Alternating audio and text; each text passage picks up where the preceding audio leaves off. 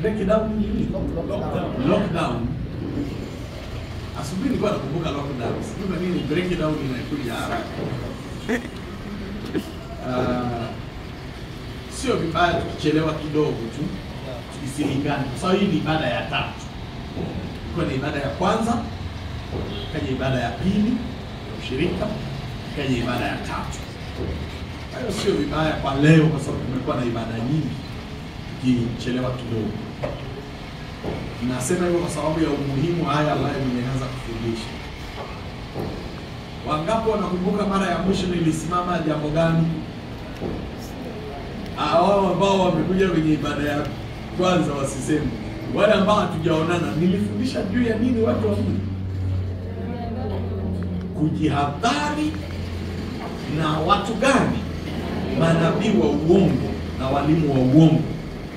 Maneno ambayo Yesu alituambia katika Mathayo sura ya 7 mstari wa 15 hadi 20. Yesu akasema watu ambao wanawajia wamevaa mavazi ya kondoo, lakini kumbe ndani yao ni mbwa mwitu wakali. Kaeleza akasema mpime, mtawatambua kwa matunda yao, watu waweze wakachuma zabibu kwenye miiba na vitu vingine na kadhalika. Na nikasema Yesu anapozungumzia kujihadhari hamaanishi kututisha, ila anataka tuwe na uwezo,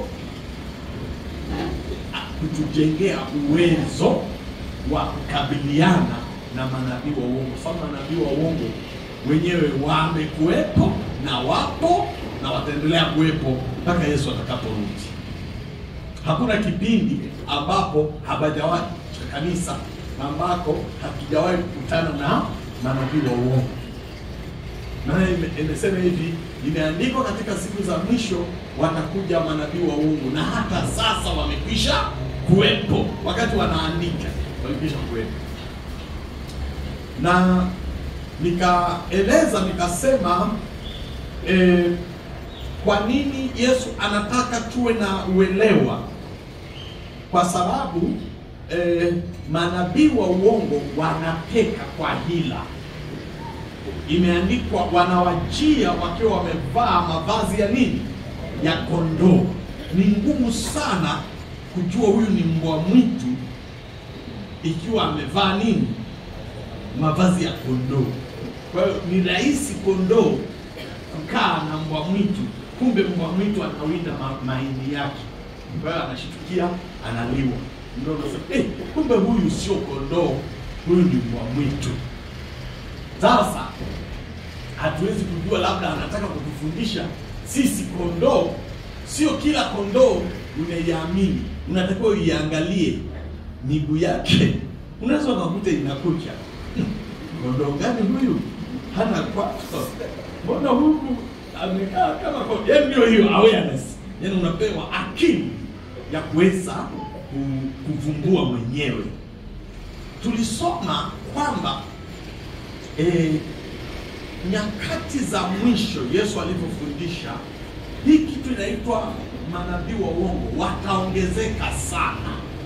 Ziko sababu nyingi zinachangia manabii wa uongo kuongezeka. Biblia inasema watu watashuka moyo kwa habari wanazozisikia na kuziona, na hicho kipindi wakati wako desperate, wakiwa wameshuka mioyo, ndipo shetani atachukua nafasi ili aweze kuinua manabii wengi. Na Biblia inasema watawapotosha wengi. Na akaongeza kanini? Yamkini hata watu gani? Hata wateule. Bado hiki ni kitu cha msingi watu wa Mungu wapate kujua. Wawe na precaution, wawe na adhari. Mchungaji msaidizi Kefa ananiambia Jumapili ile sio ya breakdown, ya lockdown. Alikuja ndugu mmoja hapa. Akajitambulisha, kumbe ni nabii wa uongo. Ila anajua hata protocol, akasema Bwana asifiwe sana. Nina neno kutoka mbinguni kwa ajili yenu, na ndio maana mkisikia mimi nafundisha kitu, usikute nabii wa uongo anakaribia. Kwa hiyo mwe makini sana, mnanisikiliza vizuri. Kaongea na viongozi wa kanisa. Kwa kuwa mimi nilikuwa sipo, baadaye wachungaji wasaidizi wakabaki, wakamsikiliza. Ndugu mpendwa, akasema nimetumwa na Mungu, natokea Dodoma. Nina ujumbe kwa ajili yenu, na kwa taarifa tu ni kwamba Yesu huyu mnayemsubiri tayari ameshakuja kama wiki zilizopita. Sasa wachungaji na uzalendo unawashia, unasemaje? Yesu amekuja, mzee toka, wakamfukuza ofisini. Sasa mkimwacha aonyeshe amekuja kujaje. Sasa sijui wachungaji walichukua tahadhari au waliogopa. Unaona huyu jamaa mwisho anakutabiria mambo ambayo haeleweki. Kwa hiyo manabii wenyewe wapo na wapotoshaji ni wengi, na mbaya wanafanana tu na wahubiri wazuri, wanafanana tu na wachungaji, tuna watumishi wa Mungu. Tunatakiwa tuwe na uelewa na ufahamu. Neno kwa Kiingereza juu ya hilo jihadharini inasema beware of false prophets. Yani muwe na awareness juu ya hii, ili usiwakatae watumishi wote, ili usiwakubali pia wote. Unakuwa na hiyo kipimo chako wewe kama mtu wa Mungu, kwa sababu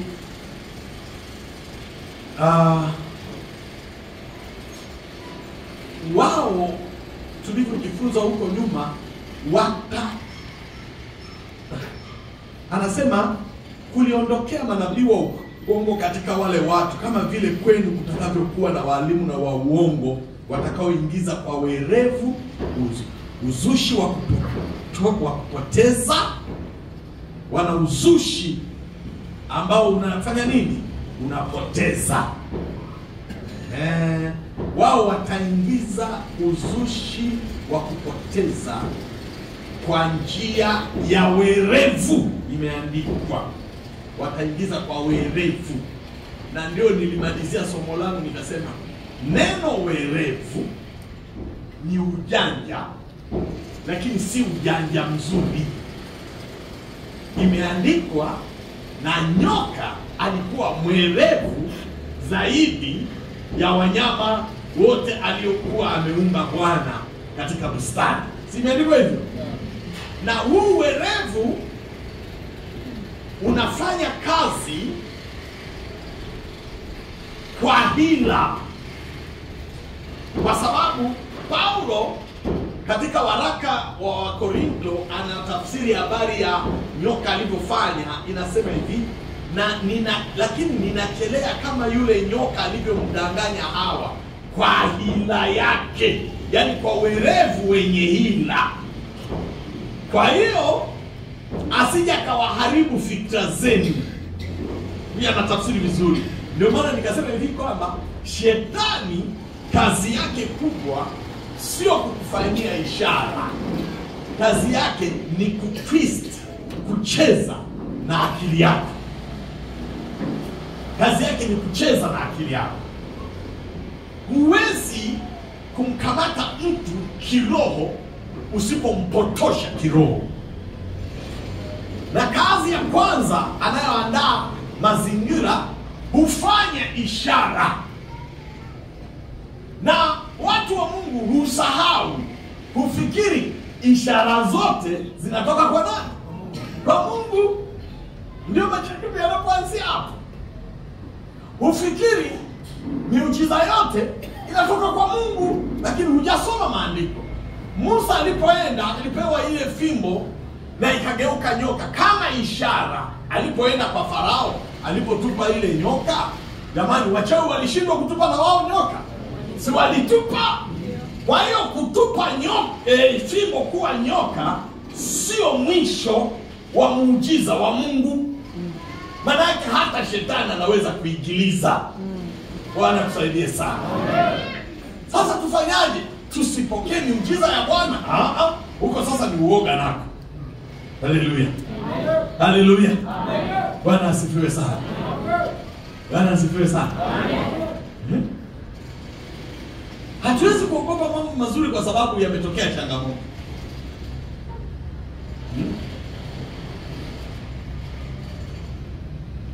Kwani tutaogopa kupeleka wagonjwa kwa sababu kuna wagonjwa walienda wakafia huko hospitali? Acheni hiyo akili mbaya hiyo. Tutaenda tu. Bwana tusaidie sana. Haleluya. Haleluya. Kuna watu wengine wanasema kama hivyo sasa, hatuwaamini watu wote, hata wachungaji wetu. Sasa usipowaamini na wachungaji wako, kwa sababu tu nabii wa uongo amekuvurugia ndoa yako, ni matatizo. Bali mchungaji wako akuharibie. Si wewe unaenda tu kila baada ya ibada unatoroka. Unajua ukanyweshwe maji ya chumvi huko. Hiyo sio shida. Sasa nina mambo mengi nilitaka niendeleze kutoka pale.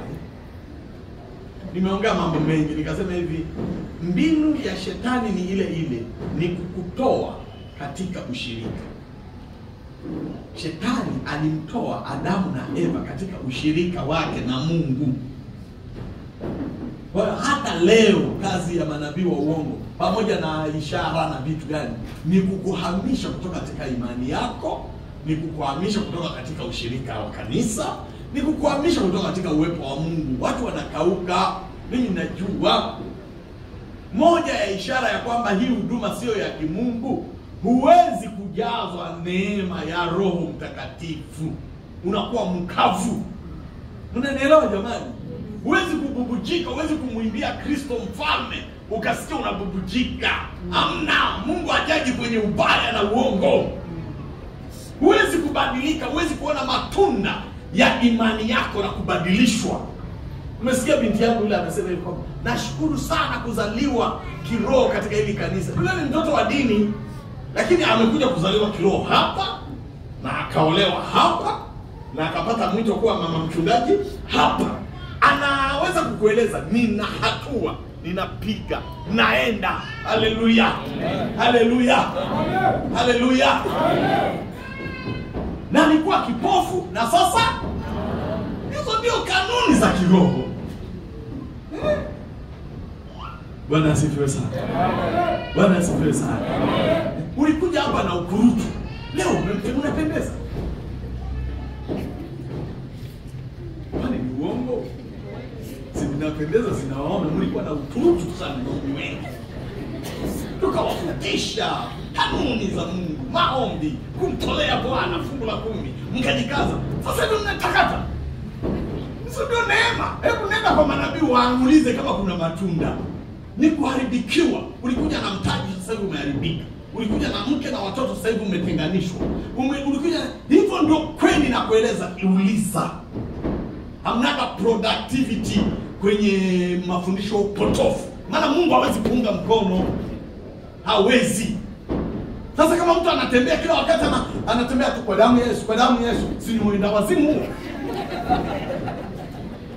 Maana kila siku unafundishwa kuna majini. Kwa maana sasa hivi imetokea hii promotion ya juzi, watasema kwamba kuna majini kutoka kuzimu. Na hiyo kuzimu hawajawahi kufika. Umetumwa na madebe kuja kuchukua damu. Na kwa sababu kondoo wa watu ni wajinga, wanasema sasa mnatakiwa kutoa sadaka maalum. Na sivyo utachujwa damu haraka sana. Au mimi gani haya? Haya jengi. Haya inui roho. Sasa unaenda kwenye kanisa ina madumu ya damu tu yanakukamua. Na unabashwaje? Na ulivyo mjinga, unaenda kwa Jumapili. Nagosha. Jamani. Mungu hataki sisi tuishi kwa hofu. Mungu anataka tuishi kwa tahadhari, yani kwa maana tuwe na ujuzi. Mfundishe hata mtoto wako nyumbani. Usimfundishe woga kwamba kaa ndani sijui nini. Mfundishe maadili. Mtu aliyestaarabika hapokei chakula hovyo barabarani. Si ndio mafundisho mazuri ya mtoto? Akitoka anapewa kuna biskuti, asante sana. Tena unamwambia usimwambie toka hapo, unaweza kuwekea sumu. Mwambie asante sana lakini siwezi kutumia. Hawezi kumlisha kwa nguvu. Lakini nyinyi mnawafundisha watoto kama sisi mama zetu walikuwa hivi, usitoke, utarogwa. Usitembee tumawazo, piga zongo. Mimi nilizaliwa kule Pwani. Mimi nasikia ningetembea joto, ningetembea tumbo wazi, maana kama mdogo. Unamtia mtu hofu. Mimi siwezi kufundisha kanisa watu watembee kwa uoga. Nini eti wanaogopa kuzimu? Wanaogopa sijui kila kwa majirani wa mashetani sijui yanawachukua baraka. Mafundisho hayapo, sio Ukristo. Ukristo ni kuishi kwa uhuru pasipo kujichafua. Amen. Haleluya. Unatembea kama mwanaume. Sio kila wakati kwa jina la Yesu, kwa damu ya Yesu, tukikucheki, sipekesheni huko kwenye mifuko, unakaa nani, kaka chupa kadogo kana tuchumbi. Na jamani. Hiyo sio imani. Hiyo sio Kristo. Bali mimi nataka tufahamu, kusisitiza juu ya uelewa, tukue. Amen. Haleluya. Amen. Tukue. Hata ukienda kwenye mkutano, ukienda kwenye maibada ya watu, yaani mmekusanyika huko na wanafunzi, mmeenda kutembelea makanisa, huwezi kuwa na kaa mashaka. Uchukuliwi. Wakianza kusema sana mbota zao, sasa tunataka tuanze kupulizwa na nabii, kupokea upepo wa oksijeni ya mbinguni, upeleke pua. Sasa mimi sijafundishwa na peana oksijeni ya mbinguni kupitia mdomo wa nabii, hatujui amekula nini. Lakini ukiwa kajino unapeleka pua, wanakuuliza. Ukirudi hapa akili umefyatuka, utusikii. Hapa tumekuhubiri, unakusikilia kwa nyuma. Biblia inasema msiwasikilize, msitoe nafasi. Amina. Sikilizeni mambo ya kujenga na kuwasaidia. Tuko pamoja? Tusome katika Kumbukumbu la Torati. Tawaeleza kwa kujibu swali, wanatoka wapi manabii? Katika Kumbukumbu la Torati sura ya 13, Biblia inasema kukizuka, sema kukizuka. Kukizuka. Kukizuka katikati yako nabii. Nabii anazuka. Kutoka wapi? Katikati yako. Kwa hiyo nabii hatoki upaganini. Nabii anatoka kwa Wakristo. Nabii anatoka FPCT. Nabii wa uongo kwa ajili ya FPCT mara nyingi ni nani? FPCT. Ndio hivyo. Au mwotaji wa ndoto, yote yanaenda pamoja. Akikutolea ishara au ajabu, ndio watu wanapojikwaa hapo. Ikatokea hiyo ishara au hiyo ajabu aliyokuambia, alafu akasema na tuifuate miungu mingine, usiofanya nini? Sio hapo ndio sasa unaanza kumbe hii ishara sio nzuri, maana inanishawishi nifuate miungu mingine migeni. Sio kwa maana sisi sanamu sisi, yani uanze imani ngeni ambayo wewe huna matunda ya akili kuhusiana nayo. Na nimewaambia siku zote, shetani anacheza na akili yako. Hawezi cooperate kama akili yako iko vizuri. Shetani hawezi. Mimi nikiwa bado mchanga kiroho, ndio alikuwa nikitembea nasikia tu kwamba itatumwa kombora kutoka kwa nyuma, utapigwa uanguke. Nasema kwa jina Yesu, kombora zilika. Bana mchezea kwa sababu niko mtoto. Sasa hivi lakini niambia, litaanguka, nyota moja itaanguka, radi itakupiga. Wakati wa mvua, radi itakupiga na ile itakupiga wewe. Tembea katika damu ya Yesu. Matisho hayo sina. Mimi nalala hoteli yoyote. Ile ya kusema eti ukilala hoteli ujue waliotangulia ni nani, watangulie watakaotangulia. Mimi naingia na damu ya Yesu. Nimelipa fedha. Nimelipa dola yangu, nimelipa shilingi yangu 200,000. Alafu tena ushetani ubaki hapo. Kitanda ni mali yangu. Taimba nyimbo za wokovu. Sina mashaka walilala walikuwa chawi, walale na mimi nalala. Mimi mtumishi wa Bwana. Siwezi kutembea kwa uoga. Acha kutembea imani huijui. Unatikiswa mara unakuta bundi amepotea, mji mzima wa Dodoma anaacha, anakuja kuingia kwenye chumba chako anafia ufunguni. Unasema vipi? Unaambiwa ulitumia uli apply chumvi. Ambia chumvi ni apply, lakini ilikuwa imechanganyika na nani? Na ile maji nyekundu. Hapana, niliweka maji, ulikosea. Ndio maana bundu alikuja. Hiyo imani gani? Si utuulize sisi. Maisha yangu tangu nimemwamini Yesu sijatumia kitu chochote cha kichawi, na sio kwamba sijarogwa. Wameroga mpaka wameniita ni mchawi mwenzao. Halogeki. Amen. Huu ni moto wa mbingu. Amen. Mungu anatembea na sisi. Amen. Na wewe kwa sababu unaamini ninayoyahubiri, Mungu ninayemtumikia atakaa na wewe. Amen. Mke wangu huyu Mungu ametubariki, tuna watoto 6.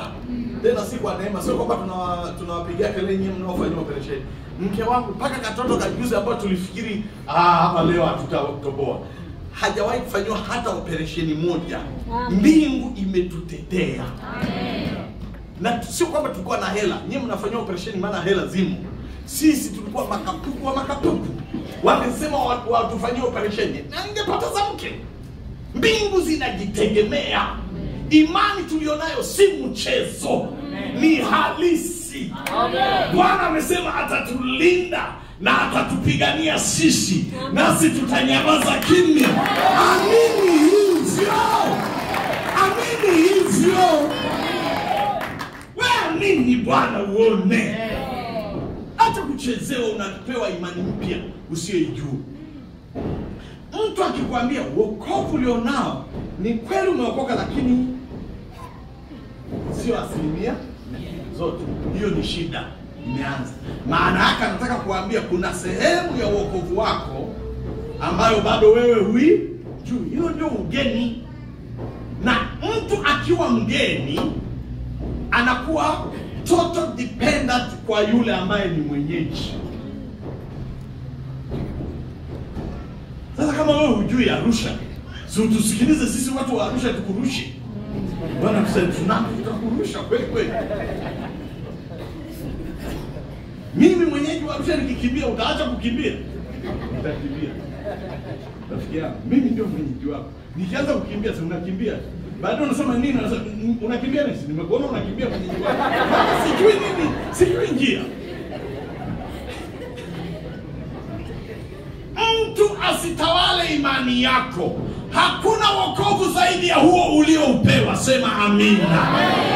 Mtu asikudanganye. Hakuna Roho Mtakatifu zaidi ya huyo uliyejazwa.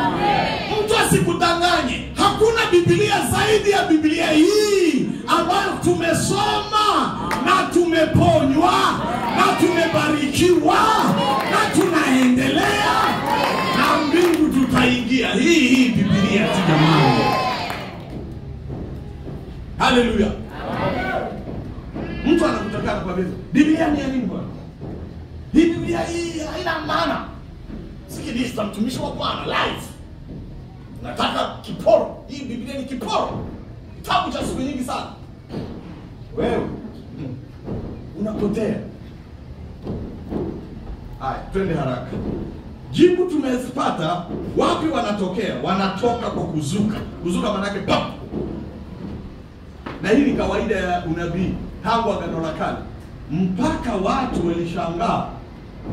Huyu Sauli alikurupuka akatuma watu kwenda kumkamata Daudi. Lakini Daudi alikuwa pamoja na manabii na Samueli nabii. Akapigwa papo, akapigwa maaskari, wakaanza kunena na kutabiri. Paka na yeye akaenda. Alipofika na yeye akaangukiwa na nguvu ya Mungu. Akaanguka chini. Mzee akatabiri, akatupa blanketi, sijui shuka. Akatupa kila kitu. Baada akavua mpaka na boxer, akaanza kutabiri. Unajua kuna unabii mwingine anasema huyu mtu anatabirije? Hana hata boxer. Maana yake ni matatizo, roho nyingine sasa inafanya kazi. Watu wakazuisha methali wakasema, "Je, hata Sauli naye ni miongoni mwa manabii?" Maana yake mtu anaweza kuzuka yoyote. Hebu muangalie mwenzako ili usimwambie chochote. Umemwonaje? Si ni mzuri sana? Inaweza kuwa bonge la nabii kwa uongo.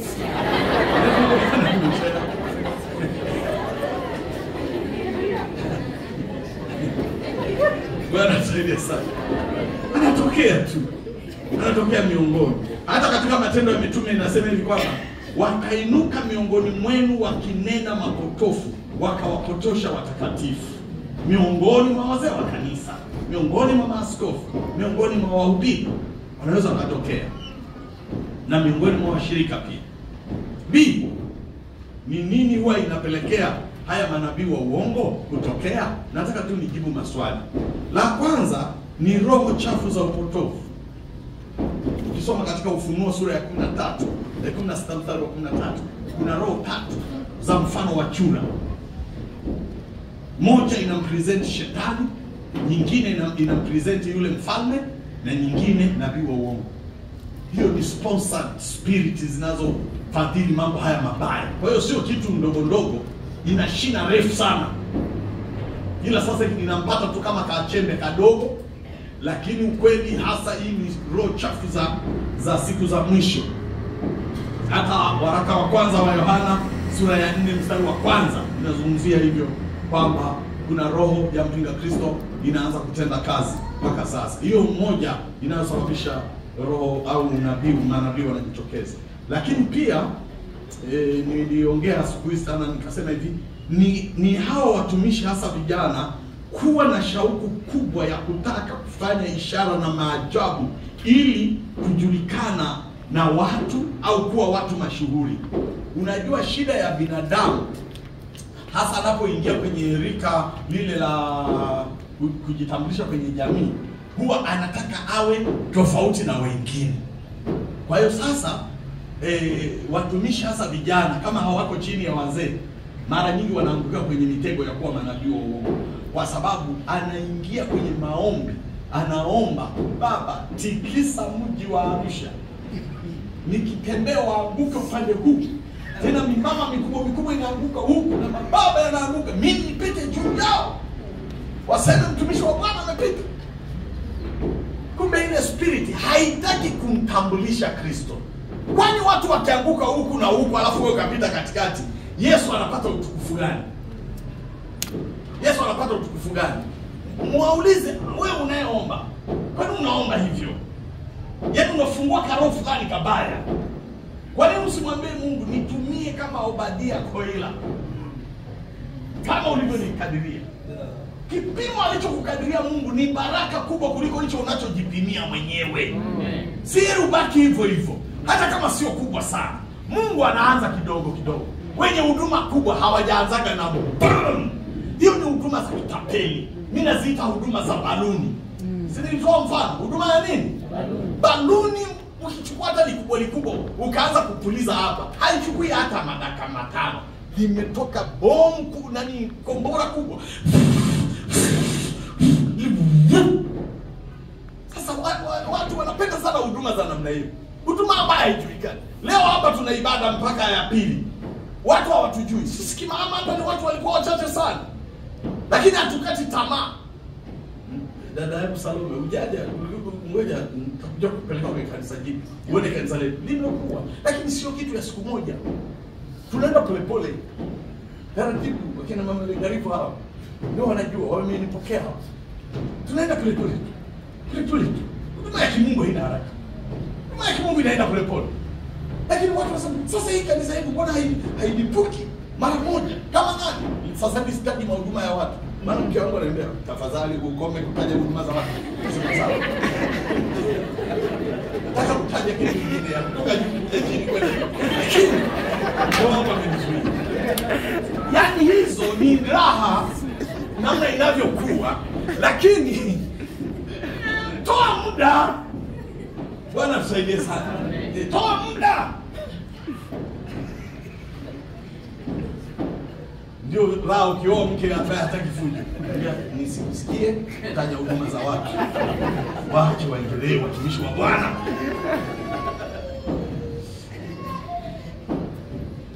Kwa hiyo shauku pia inachochea. Lakini pia kuishi, hasa watumishi ambao wanafanya huduma, kuishi maisha ya dhambi na wakati huo kutaka kuendelea na huduma, ndio spiriti zinaingia. Si mnafahamu Sauli alipewa mafuta na Mungu awe mfalme. Alipoacha Mungu, roho mbaya roho njema ikamwacha na roho mbaya ikamwingia. Kwa hiyo unaweza kukuta mtu alianza vizuri, lakini kumbe alianguka. Badala ya kutubu na kunyenyekea na kuacha huduma, anaendeleza huduma. Hii naosema jamani, sio tu paka wahubiri, hata uko Simon waimbaji. Wewe kama ulikuwa na huduma, ukijikuta umekula mweleka, si unakuja tu tunakuombea alafu tunakuziga nani? Lockdown. Nakaa kwanza. Kulikuwa kwa sababu wiki iliyopita uliimba, unataka kula nini? Utavamiwa na spirit, unasikia kinanda inalia nje moja kwa moja mwanangu. Hata ukilala kinanda, ukiamka kinanda, tayari umeingiliwa na kitu kingine hata. Huduma ya kiroho, ufadhili wake ni Roho Mtakatifu. Na kanuni ya Roho Mtakatifu ni usafi wa maisha yetu. Amen. Ndio maana Yesu anasema watu hawachumi zabibu kwenye nini? Ile mtini kwenye miiba. Sio imeandikwa hivyo. Yaani maana yake utumishi sio sababu, cha msingi lifestyle yako. Haleluya. Amen. Haleluya. Amen. Hivi kweli kama mimi ningekuwa nagombana kila siku na mke wangu mpaka tunaachana, mara nyingine namkong'ota kangumi hapa mbele, meno yanadondoka. Hivi kweli kama nitakuja kutaka counseling ya marriage kwangu? Msiwe wajinga. Maisha ya mtu ndio namba moja kabla ya huduma. Ndio kitu cha msingi. Johnny kwenye familia kama mimi siacha mke. Tangu jana tumeendelea, tunapiga mwaka hadi mwaka, tunatoboa. Sasa tuna wajukuu na vitukuu tutakuwa nao. Sasa hiyo si ndio huduma yenye akili? Amen. Nenda kwenye huduma hii, watu wana akili.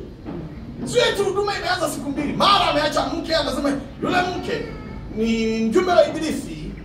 Yesu ameniletea special from heaven. Wewe hamna cha Yesu, yote ni shetani mtupu. Hivyo ni vitu vya kimsingi sana. Lakini pia kutaka kutumia karama za kiroho kwa kujinufaisha kunaongeza pia mambo ya unabii wa uongo. Yaani mtu ana bano na maisha, huduma inakuwa ngumu, baadaye anasema hivi, tafanyaje ili nitoboe? Ndugu yangu, hutatoboa kupitia madhabahu. Na kueleza ukweli, kama umekwama tu baba, wewe muombe Mungu apate kukubariki. Mungu ni mwaminifu. Mtumishi mzuri hata achwa na Bwana. Haya ninasema kwa sababu mimi nina miaka karibu 40 sasa kwenye huduma. Ninajua nilivyoanza kutoka mbaya, lakini sio mbaya sana. Mungu ni mzuri, huwezi kukauka kabisa. Hawa madogo hawana hata mshahara, lakini kwani hawapendezi? Hawana mishahara mikubwa kwani kabisa. Ndivyo tulivyoishi sisi. Ni kama hatuna akaunti wala hatuna mshahara, lakini kufa pia hatufi. Kabla tujakata roho, muujiza unatokea. Tunaendelea. Mungu ndiye anataka kutufundisha hicho. Lakini ukitaka eti unaingia tu kwenye huduma, tia sahi hapa, unaanza na milioni 6 kila mwezi, utahangaika kukesha. Mwenye milioni 6 kila mwezi anakesha. Ingia unaambiwa hakuna kitu, Bwana akikukumbuka utapata. Uko tayari kuendelea? Unasema niko tayari kuendelea. Tunajua huyo ameitwa na Bwana. Pole pole Mungu atakupandisha. Lakini ukitaka huduma ujitajirishe, utaingia kwenye huduma za uongo. Utaomba nguvu nyingine ili uweze kuattract pesa za watu. Na hiyo ndio shida ya hizo spirit. Niwaambieni kweli, nisiwafiche. Huduma ya upotofu haihangaiki juu ya kanisa. Huduma za uongo haziwezi kukusanya mamilioni zijenge kanisa. Kama sasa hivi sisi tunakusanya mamilioni hayo, tunaenda kujenga. Hamna huduma ya uongo inafanya hivyo. Tena wanatuona wajinga. Unajenga nyumba umeandika kwa jina lako? Hapana. Tumeandika kwa shirika la dini yetu. Wewe ni mwehu. Nitakuwa sasa mimi nitembelee marriage. Hiyo mapesa mpisa mngenikusanyia. Si ningetembea na range ya nguvu kabisa hapo. Sio moja. Sasa hizo huduma ndio mnyewe mnazikimbilia. Mtu ameingia mkataba na maroho machafu ili atafute fedha.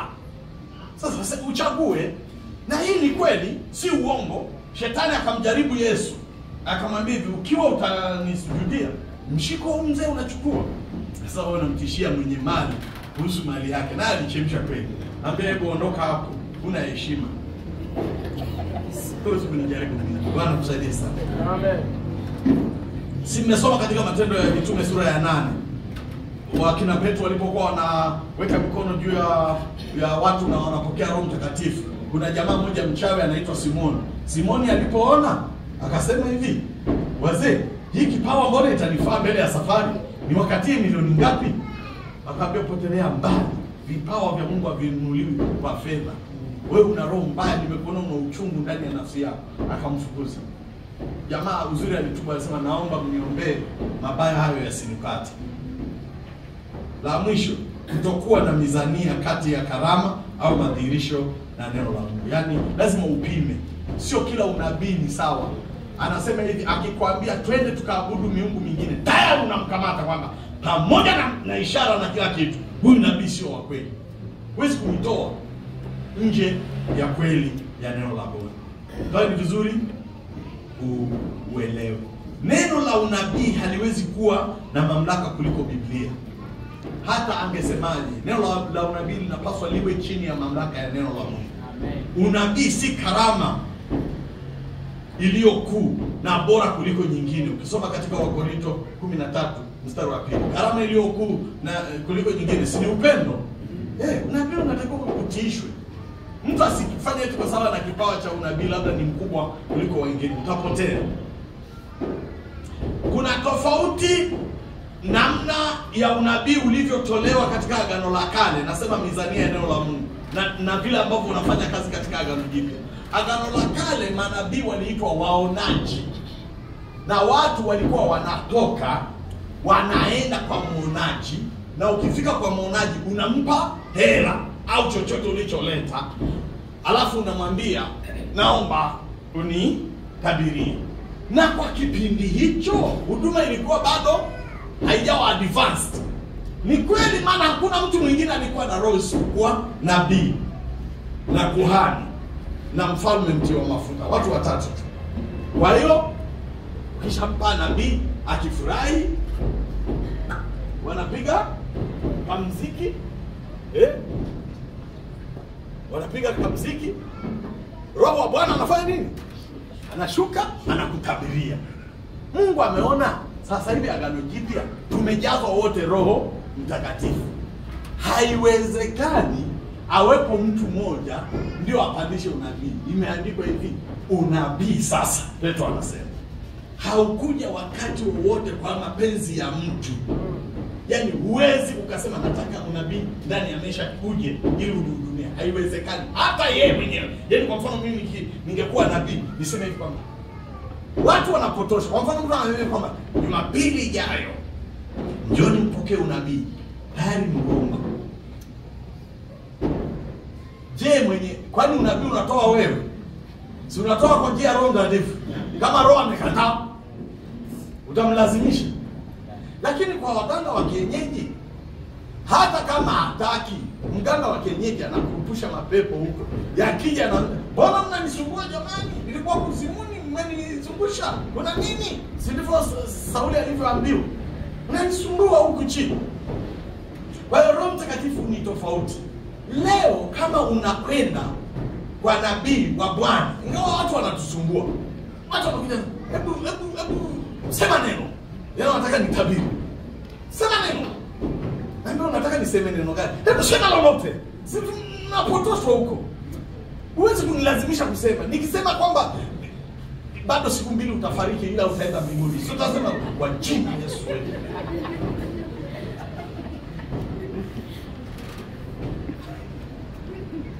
Tunachukua vitu sio vya kimaandiko. Agano Jipya hatuwezi kwenda kwa nabii. Mmenisikia jamani? Kwa hiyo mtu akikwambia hivi kwamba twende kwa nabii tukasikilize neno, hajui hata balance ya maandiko. Ni kama anakupeleka kwa mganga wa kienyeji. Na Waafrika hatukoko mbali na uganga wa kienyeji. Yaani usangoma, sisi wazee wa sangoma. Na sasa wanajuaga wasangoma wanafanyaje? Kule Shinyanga, kule Usukumani, kabla hujaenda kwa mganga unachukua, tunaita kuchemba gogo, kupasua kuku. Unaichukua ile kuku, unaitamkia gogo, naenda kwa mganga wa kienyeji, naomba tafadhali ukifika kule nitatulie matatizo yangu. Asome akifika. Kuku wa watu wanafikiri labda anahurumiwa, unapewa na mahindi, kumbe ndio lala salama.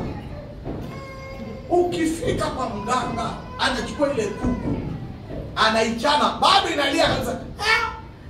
Unajua nani shetani ni muhuni. Yaani mwenzake bado analia lakini inafanya nini? Anachanwa. Kuna watu wanasema ulienda, si wananisimulia. Mimi siwezi kwenda. Nilienda nilikuwa nimeokoka kabisa. Sasa wanampasua kuku, bado analia. Mpaka baadaye alafu anasema, kuna matatizo. Kuna mama mmoja jirani yako mweusi sana. Sasa Usukumani weupe ni moja. Sasa wakiwa weusi sana si wewe utaamua, ila yeye ni mnene. Na mama wakisukuma wanakula jembe na mwili wengi na afya. Wewe utaamua uwe yupi kati ya hao waliotajwa hapo.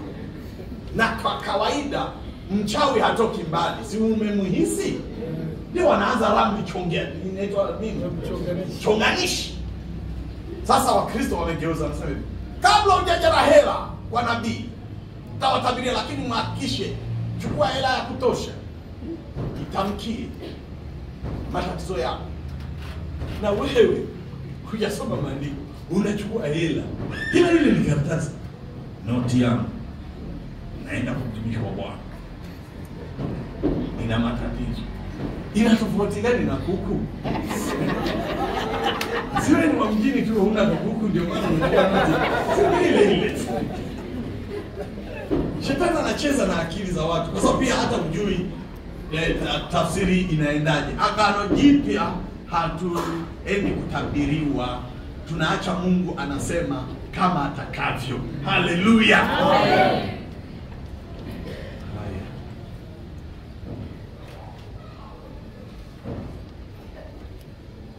Kosa lingine ambalo pia linafanyika ni kwamba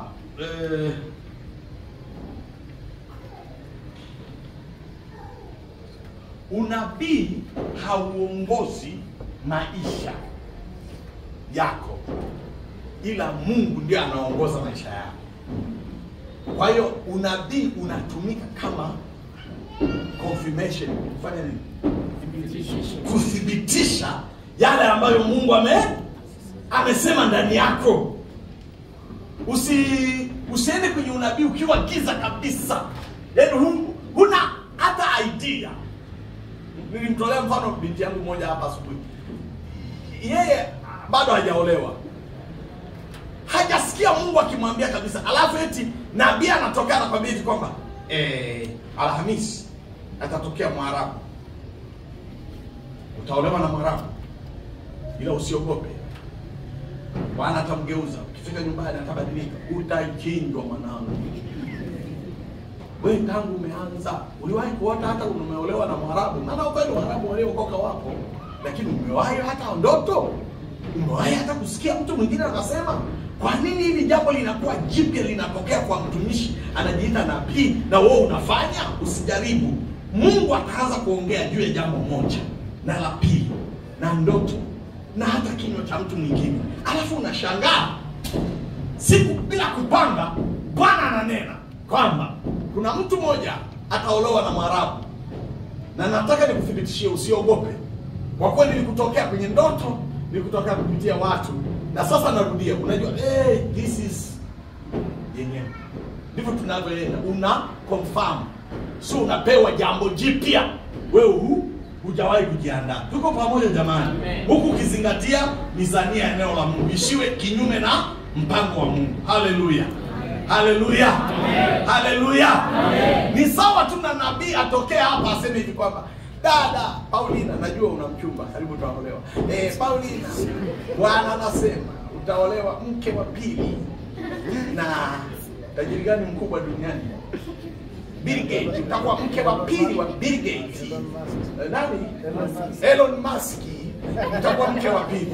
Unajua tu kwamba utakuwaje mke wa pili? Mimi Mkristo, si imepingana na neno la Mungu. Si mnaelewa tunachofundisheni? Yaani siende tofauti na neno. Yaani unajua kabisa hii ni upotofu. Ndio maana anasema hivi, akakwambia twende tuabudu miungu mingine migeni usiyoijua. Tayari unajua hii ni shetani. Tuko pamoja? Ni wakati upi unakuwa, naenda kumalizia, ni wakati upi unaweza ukawa hatari zaidi na mtego wa kuingiza kwenye mtego wa mambo ya unabii wa uongo?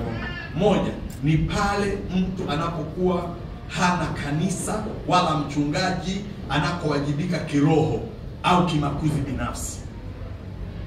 Yaani Mungu ametuwekea huduma ya kichungaji ili tuchungwe. Hata mimi pamoja ni askofu, mimi ni mshirika, mimi nachungwa.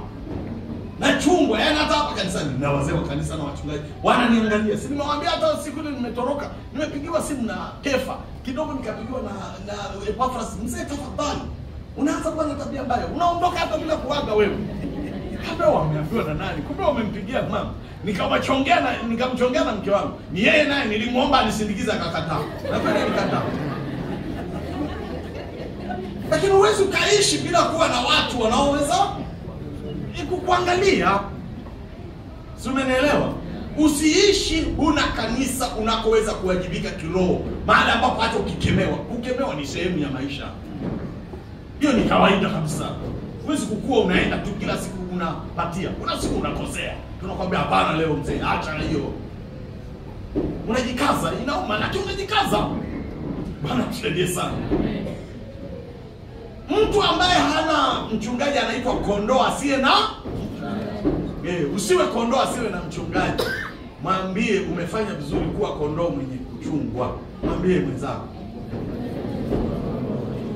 Au hana cha mchungaji, uwe na mchungaji. Kuna wengine hataki mchungaji mpaka anakata roho ndipo anasema hivyo, nilikuwa na hamu ya kuwa mchungaji pale na kuchungwa pale kimama. Tukija hata sura hatukujua.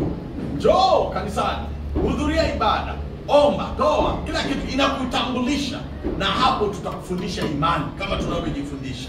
Tuko pamoja jamani? Hiyo ya kwanza. Lakini uchanga wa kiroho na kihuduma pia unaweza kukufanya ukapelekwa, ingawa Mungu ni mwaminifu. Mimi nilikutana na watu taja tena bengo la watu, mke wangu na yeye hapa. Kuna dini moja ina walimu wa uongo. Wanatembeaga wanashuhudia sana. Wanaanza na neno mashahidi. Sasa sijamaliza tena. Yaani walikuta ndio nimeokoka kutoka Uislamu. Muda sio mrefu wakanijia na kitabu. Yaani ananifundisha lizee moja ilikuwa lina hekima fulani la kipara. Yaani linajichwa namna hii. Linaongea. Twende polepole dogo. Twende polepole. Yaani anavyoongea nasema mbona kama anaongea vizuri, lakini rohoni nasikia hii sio sawa. Kwa hiyo wakati mwingine ukiwa umejaza Roho Mtakatifu hata kama bado mchana, huwezi kupotoshwa na mtu. Maana mtu wa Mungu akianza kuongea na wewe ndani yako unasikia kufanya nini? Kwa mfano sasa hivi ninapoongea, si mnakubali kutoka ndani? Yaani inakubaliana. Yaani hakuna mshamba sana kiroho eti. Hamnaga mshamba. Yaani Mungu anatuwekea mafuta fulani. Ndugu anapoongea ukweli unajua tu kabisa hii iko sahihi. Si mnamsaidia hata mhubiri. Anaanza kuongea unahisi kama ataongea hivi na anaongea. Si tuko pamoja? Tuko pamoja, tuna line moja. Tuko pamoja jamani. Kwa hiyo ni kitu pia inaweza kachangia. Lakini pia mtu akiwa kwenye hali ya shauku kuu, yani wanaita akiwa desperate kupata kitu fulani, hii narudiaga sana, usiwe na njaa sana na jambo lolote. Usitiwe chini ya uwezo wa kitu chochote. Hata kama hujajaliwa kuwa na mtoto, wanawake ndio wanapataka shida. Kama bado hujajaliwa kuwa na mtoto, bado wewe ni mwanamke. Si ndio maana umeolewa? Bado wewe you are so beautiful. Kwani ni lazima uwe na mtoto? Mbona Sara alikuwa hana mtoto akawa beautiful mpaka na wababaisha wafalme? Hakuna mtu anakosa vyote. Mungu anakupa kitu. Kwa hiyo usiishi eti ukitenda tu nini? Sina mtoto. Utaitwa mama sina mtoto. Wewe piga kimya. Kuna familia moja nimewaspea. Niliwapokea hapa. Nimewaspea kwa sababu maalum. Mungu ameenda kuwatendea muujiza. Nilipowapokea nikawaambia vipi na watoto? Yule dada akasema, yes, tuna watoto. Si nini nikaharizika. Watu wamekaa kwenye ndoa zaidi ya miaka 7. Hawana watoto. Lakini wanaona kwa nini kila tukienda tuna kirikiri? Hatuna. Wakasema tunao. Siku ya siku ndio anatoka ananiambia, baba, kwa taarifa yako, huu ni mwaka wa 8. Hatuna mtoto. Sasa tumeamua mimi na mume wangu, hatutaki kwenda popote. Wewe ni mtumishi wa Mungu, utupatie mtoto. Nikasema hiyo mbona kazi sio kubwa ya kutoa watoto? Mungu ndiye anatoa watoto kwa imani yenu. Mtatoka kwenye nyumba mna watoto. Hawakuchukua round. Sasa nasubiri maana bado hawajazaa. Watakuja kujifungua, watakuja hapa kushuhudia. Usiwe unakiri sana negative.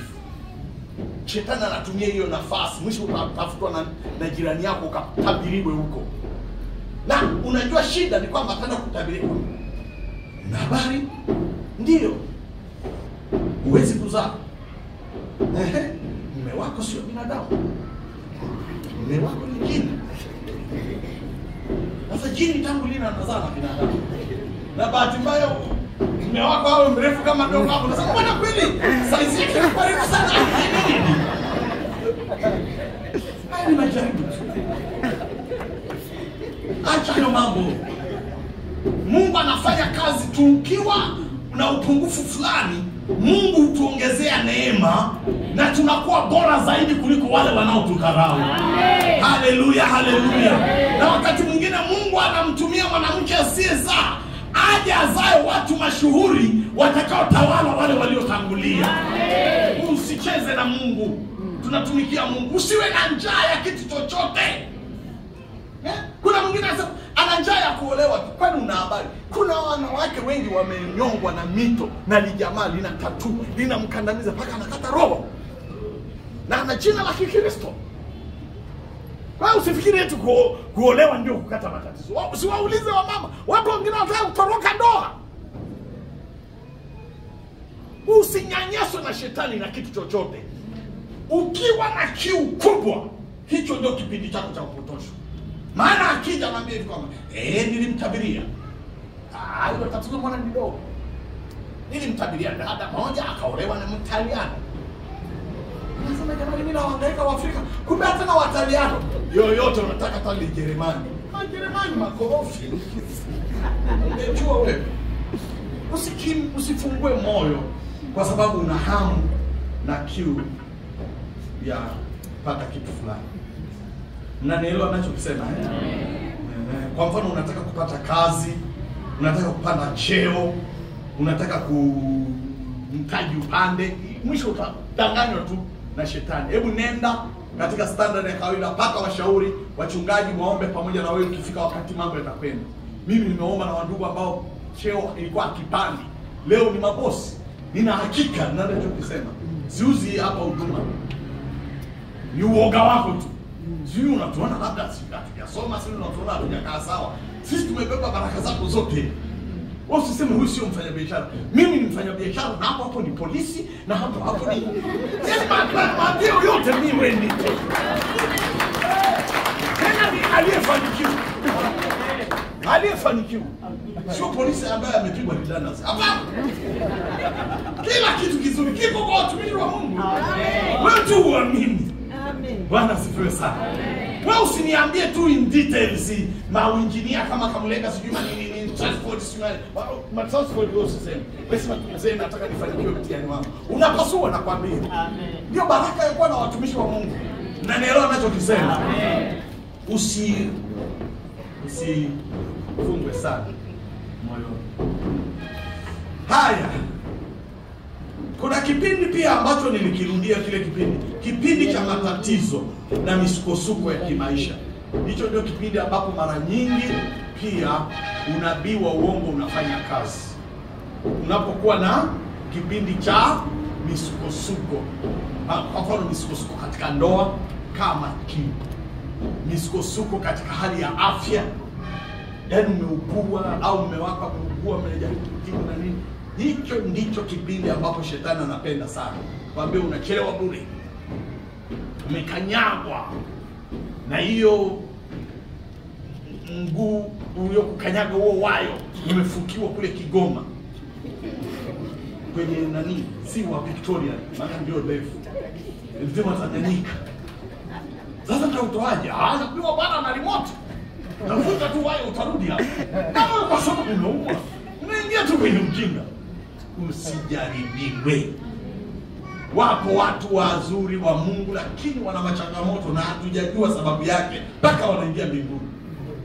Kwa hiyo wewe muache Mungu alivyo. Tuko pamoja? Mungu anaponya, hata sasa anaponya. Lakini bado kuna machangamoto, hatukati tamaa. Haleluya. Amen. Nafikia mwisho kufuatana na muda wangu.